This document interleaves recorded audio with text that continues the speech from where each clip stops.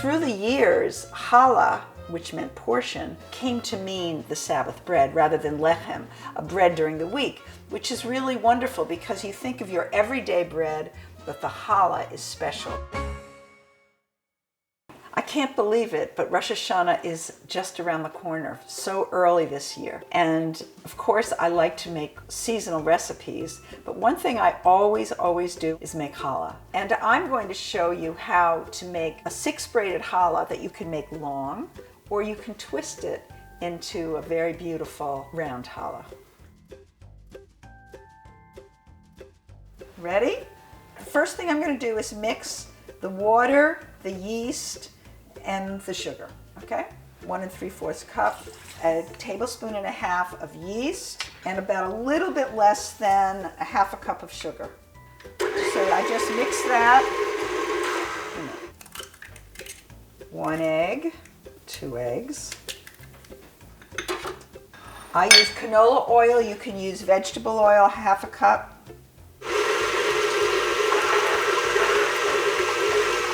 So here's, I'm going to put in, this is 8 cups of flour and a tablespoon of salt. Okay, now it's really sticky, right? Then I put it out on a board. You use the heel of your hand to knead the dough. It's kind of wild challah. I'm always amazed that each time it turns out a little bit different. I always use one of these. I spray it. So you put it on here, and then I cover it and I let it sit for at least an hour. If I'm making challah, I'll either take that hour and work on something else, and I let my husband do the cleaning. Okay, so now what we're going to do is we're going to let it sit. We'll wait for an hour, and then we'll check on it.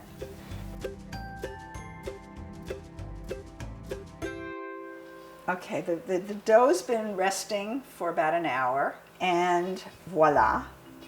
Now what I do is I punch the dough down. I just put it on the board.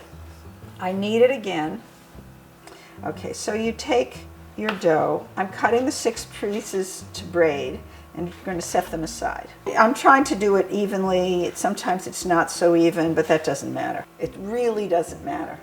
Okay, so what I'm going to do now is roll out the dough. And you make one, then you try to make the others about the same length. So then what I do is I'll move it around a little bit here.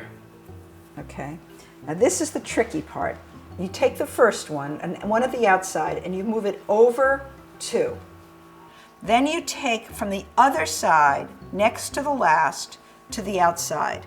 Then you take the outside over 2, then from the other side, the next to the last to the outside. So it's outside over 2, next to last to the outside. Outside over 2, next to the last to the outside. Outside over 2, next to the last to the outside. Outside over 2, next to the last to the outside. Outside over 2, next to the last to the outside.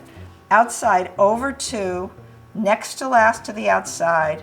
Outside over 2, next to the last to the outside. And then what I do is I just move them, and it's very forgiving dough. Okay, you can either do this, which will look very pretty, or you can do this for the new year.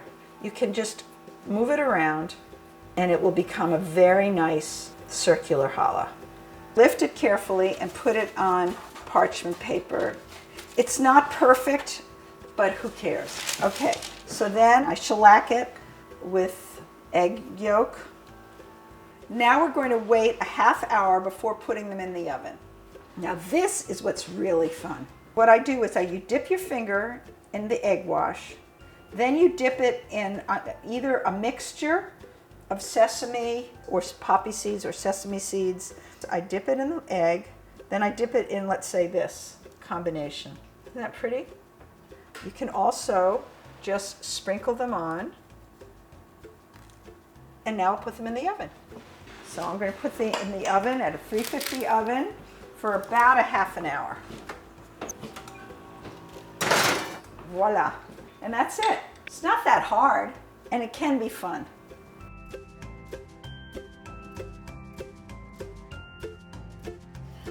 smells like the challah is ready. Let's go peek. Oh, it is. Here's your round challah. It smells so good. And this will ensure that you have a happy new year. And of course, it's going to taste better with your friends and family at your table. And don't forget to say the motzi. Shana Tova.